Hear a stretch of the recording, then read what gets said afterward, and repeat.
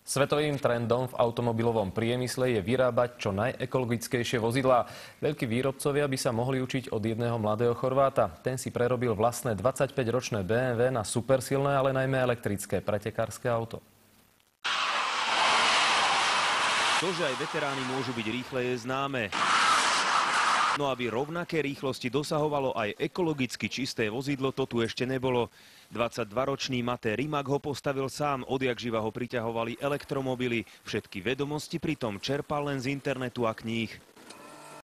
Predtým som pretekal na normálnom aute, no raz mi vybuchol motor. Pozrel som na tú dieru v kapote a vtedy mi to napadlo. Postavím si elektrické auto. Teoreticky jeho zelený sršeň dokáže vytiahnuť až 280 km/h rýchlosť. Zatiaľ to však nemohol otestovať, pretože v Chorvátsku na to nemajú správny okruh. Na jedno nabitie dokáže prejsť 180 km.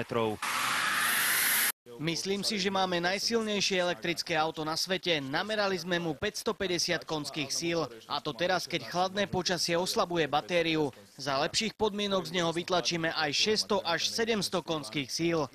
Nemôžem to síce potvrdiť, podobné prototypy totiž vznikajú každý deň, no určite je to úžasný príklad toho, čo všetko môže mladý človek s vôľou a entuziazmom dosiahnuť. Doteraz sa za najrýchlejší elektromobil považoval Roadster Tesla, ktorý dokázal zrýchliť z 0 na 100 za 3,7 sekundy. Prerobené BMW na to potrebovalo o 4 desatiny menej. Michal Satmári a Marek Gudiak, televízia Markíza.